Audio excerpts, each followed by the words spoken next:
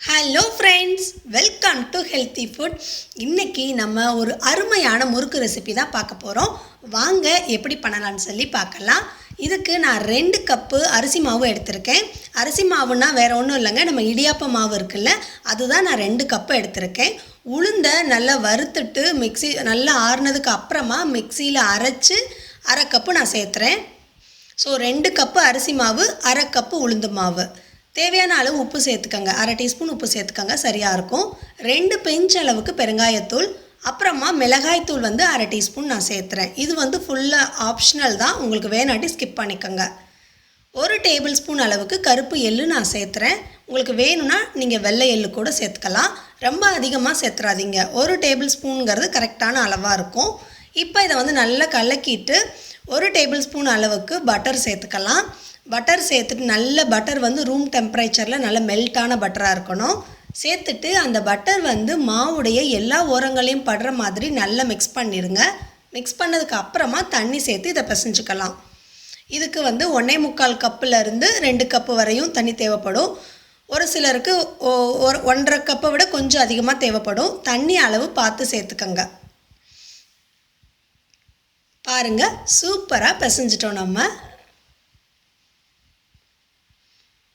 இப்போ முறுக்கு அச்சு எடுத்துக்கலாம். எப்போவுமே நம்ம மாவு எடுக்கிறப்ப மட்டும்தான் அது ஓப்பனில் இருக்கணும், மித்த நேரம் மூடி வச்சுக்கோங்க.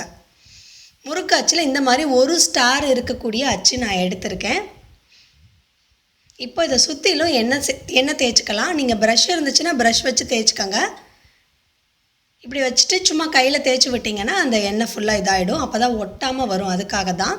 இப்போ இந்த மாதிரி மாவு கொஞ்சமாக எடுத்து நீட்டமாக உருட்டி உள்ளே சேர்த்துக்கலாம்.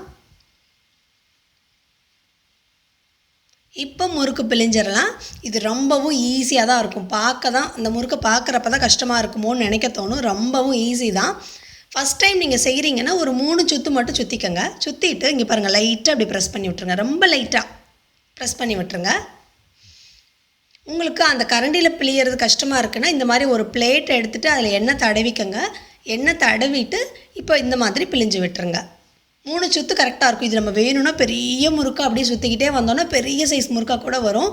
சூப்பராக இருக்கும். இது ரொம்ப ஈஸி, ஒன்றும் கஷ்டமே கிடையாது. லைட்டாக ப்ரெஸ் பண்ணிடலாம். ஓகே, இப்போ எண்ணெய் சூடாகணும். எப்படி சூடாகணும்னா ரொம்ப அதிகமான சூடாக இருக்கக்கூடாது, ரொம்ப கம்மியான சூடாகவும் இருக்கக்கூடாது.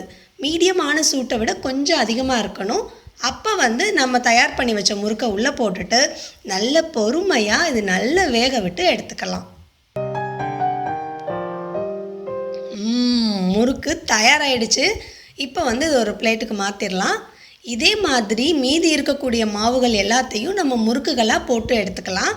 இந்த முறுக்கு ரொம்ப ஈஸியாக பண்ணிடலாம். அதே சமயம் ரொம்ப அட்டகாசமாக இருக்கும். ப்ரிப்பேர் பண்ணி வச்சுட்டு ஒரு ஏர்டைட் பாக்ஸில் ஸ்டோர் பண்ணிங்கன்னா 10-15 நாள் வரையும் எந்த வாசனும் இல்லாமல் சூப்பராக இருக்குங்க. அவ்வளோதான், நம்மளுடைய எல்லா முறுக்குகளும் தயாராகிடுச்சு. கண்டிப்பாக நீங்களும் இந்த மெத்தடில் செஞ்சு பாருங்கள். செஞ்சு பார்த்துட்டு உங்கள் கமெண்ட்ஸ் எனக்கு ஷேர் பண்ணுங்கள். இதுவரையும் நம்ம சேனல் சப்ஸ்கிரைப் பண்ணாதவங்க கண்டிப்பாக நம்ம சேனலை சப்ஸ்கிரைப் பண்ணுங்கள். தேங்க்ஸ் ஃபார் வாட்சிங்.